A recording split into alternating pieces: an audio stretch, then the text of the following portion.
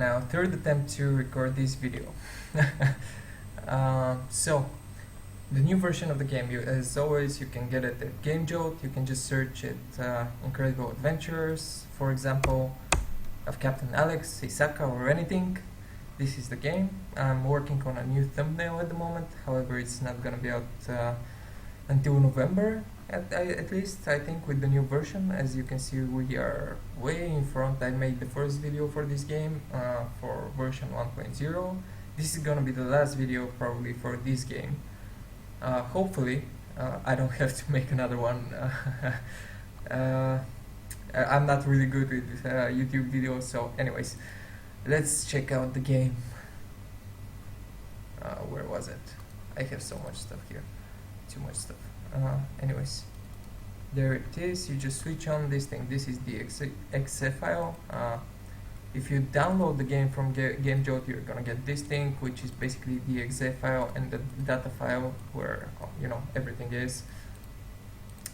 When you extract it, you get this folder with these two things. You can also play the game directly through Game Jolt. However, I'm not gonna play it through here because Google Chrome doesn't support Unity WebGL plugin, and you need that to play it within. You can see it immediately pops an error, but if you've got like Mozilla or Internet Explorer, as you can see, they can run the Unity plugin and you can play it directly through the browser. However, I'm just gonna point out that the browser version has worse graphics and is generally smaller than the downloadable version.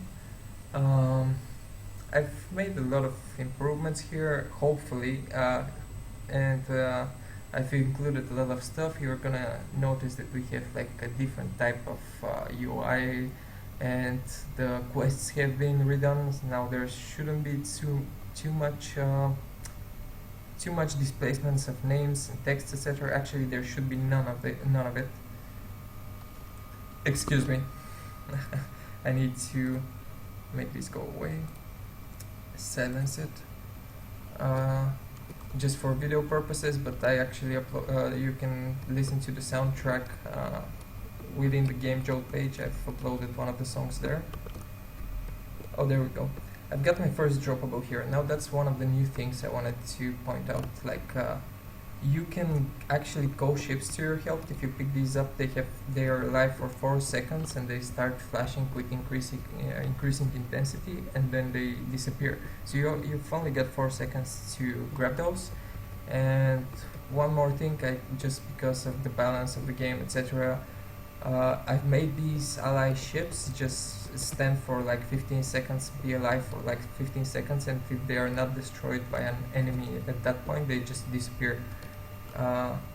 Otherwise, the game just gets too easy. You can just zerg the enemy with your ally ships, etc. You're also going to notice, man, I'm gonna die here. Well, you're also going to notice that we have health here. If I can just pick it up. Well, we didn't pick it up, but we want the level anyways. There was health there, and if you pick up health, of course that's gonna heal you, and it depends like what level you are, what level you're playing currently. Higher levels, the health packs that the enemies drop give you more health, and on lower levels, like first and second level, like we are right now, give you of course lower health. Let's see now.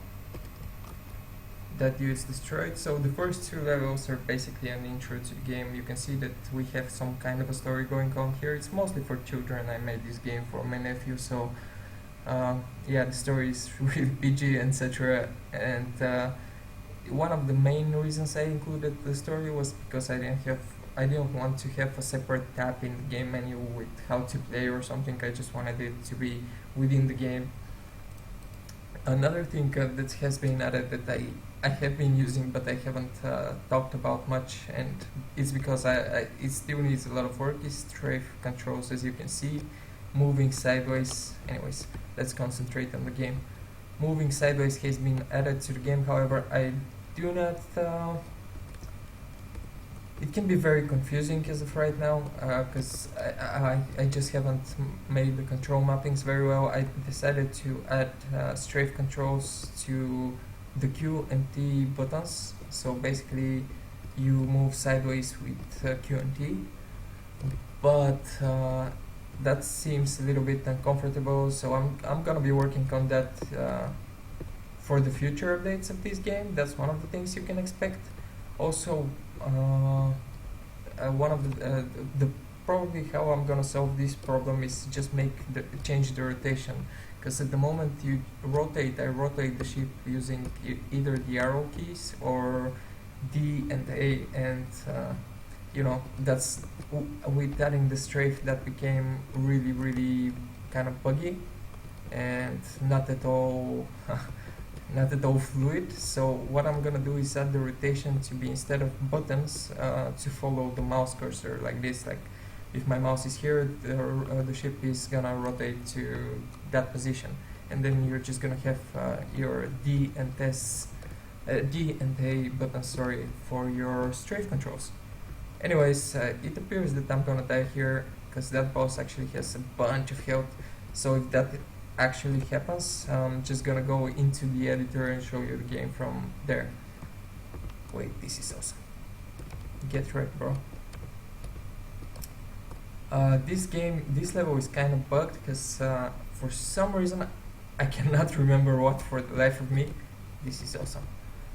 These guys that the carrier actually spawns every time he's close to you are always drop something. Like you can see that they always drop something, and that's just unfair. They have 100% drop chance. I don't know why I said it. I probably was testing something and forgot to set it. However, with the inclusion of health droppable and an ally droppable, where you can actually call an ally into the game to help you, there's gonna be a lot of balancing into the game. A lot of that has already started. For example, a few of the enemies a little bit harder to kill. A few of the enemies are a little bit harder to kill, and for example, level 1 has a higher threshold to pass the level. You need to kill at least 18 enemies to pass the level. And there's gonna be a lot more in the future, but basically from now on the patches are gonna be just balancing the scale of game objects inside the game, and just balancing the games itself, like health, player movement, etc. But there's not gonna be a lot of new things that you can expect. Like I said, the final version is gonna include what was it? The final version is gonna include the final of the storyline of Princess Raya and Captain Alex and their nemesis Admiral Seed. That's what his name is, by the way. This level was more like my favorite level before I made the strafe controls. Like now it's way too easy. You just move between them. Before you had to go like this and like move between the plasma balls to be able to shoot at the enemy, because they're impenetrable and they do a lot of damage. Anyways, let's use the strafe controls because they're added now. Yeah, that's a good position, and we're just gonna move every time there's a plasma ball. Just move between them. No, don't move towards it. What am I doing? Yeah, this used to be my favorite level. Probably now the last level, the final boss, is my favorite level. Anyways, so the final version of the game is gonna include the final of the storyline and possibly a survival level where you're gonna fight every type of enemy from every one of the levels. You have in total 10 levels in this game. So, and you're gonna be able to, the survival level is gonna be just how much you're gonna survive. Hopefully I'm gonna be able to hook that up with the Game Jolt API, but I'm not sure I will be able to do that because I have no idea how that works. And I still haven't started reading up on that, because I'm actually participating at the moment in a novice game jam, and I'm making a new game for that. If you guys wanna check that out, I'm often streaming live. Have in mind that I'm a novice. That's why I'm making a game for the novice Jolt. So if any better programmers, or even if somebody just wants to see what I'm doing, you can find me at my Twitch stream page. I'm just gonna leave a link into this description. so you can see the game that I'm creating now. That's actually why I'm not gonna be putting out any kind of updates to this game until November. And let's get back to it. There we go. Missiles should include. Come on. Missiles should have an animation, but they don't have it in this level. For some reason, it doesn't work. Maybe it will work in the next level, probably. But it is buggy at the moment, the missile animation. Also, one thing I forgot to mention, and it's kind of important, is the new damage system. Like the player used to be. Oh, wow, that was weird. The player used to take the same amount of damage from pretty much everything. Now it's completely different. Like if you allow a meteorite to hit you, you're gonna lose like 2 or 3 health. I'm not really sure right now, but it's 2 or 3 health that you're gonna lose, and that's quite a lot. If an enemy, for example, is next to an explosion, he immediately gets destroyed or he loses 3 health. I'm not really sure, but there's a lot of things I've done to the damage system. If you get hit by these missiles that this dude is releasing, as you can see, I lose 2 damage from them. So basically everything in the game does different damages. At the moment, the player doesn't receive extra damage from an explosion, he only receives 1 damage.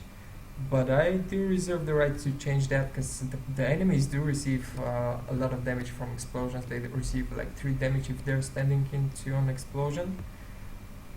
So I don't think that's quite fair, towards our enemies. So I'm probably the player is probably gonna take a bunch of damage from explosions. So you're gonna have to protect yourself when you're destroying enemies, not stand where they're gonna blow up. But yeah, the main idea here I was trying to get across was that I've included a lot of custom damage things, so expect different damage from different things. Like if you get hit by a meteorite, like expect a whole lot of damage. Like I did right now. Well, expect 2 damage. Like every meteorite that does only 2 damage.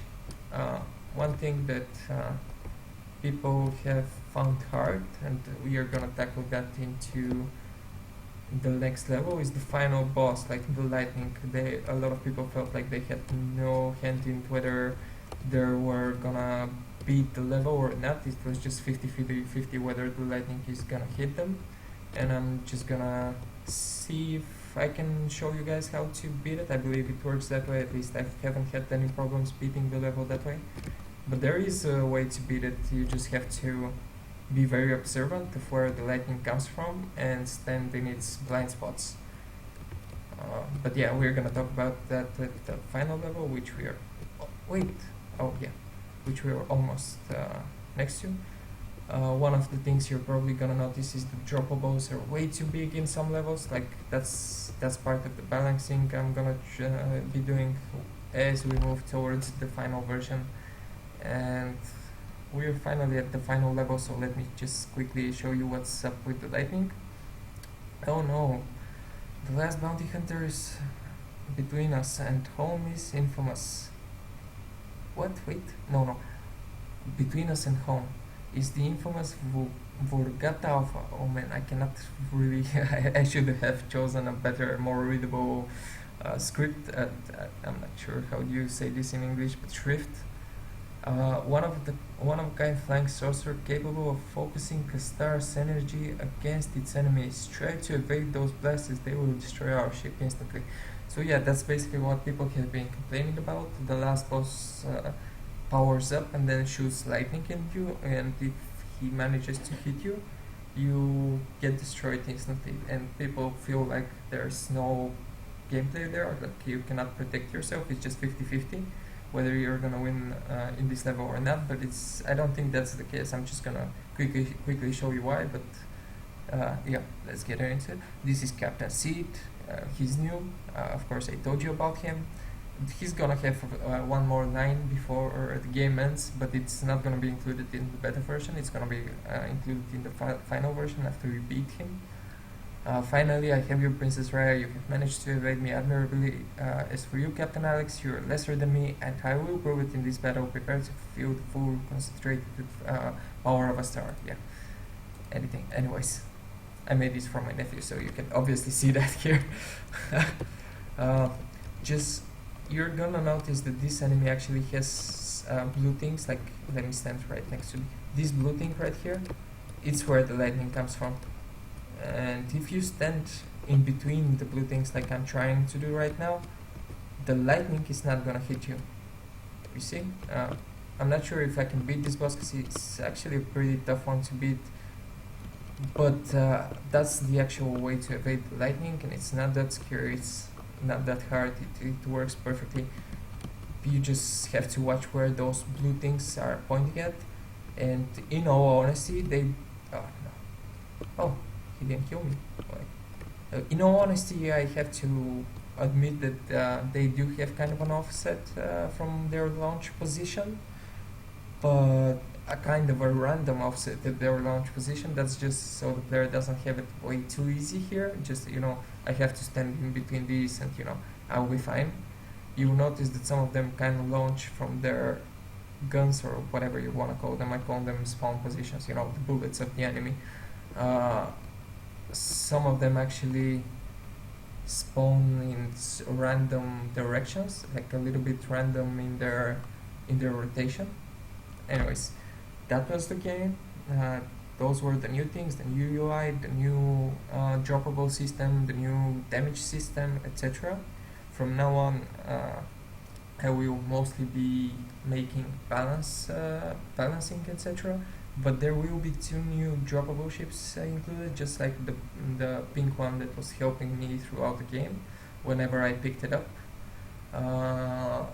And they're gonna be better, but there's gonna be a smaller chance of picking them up. And yeah, the rest of the game is gonna be balancing, finishing the quest story, and maybe including the survival level. Thank you very much for watching, guys, and I'll see you around.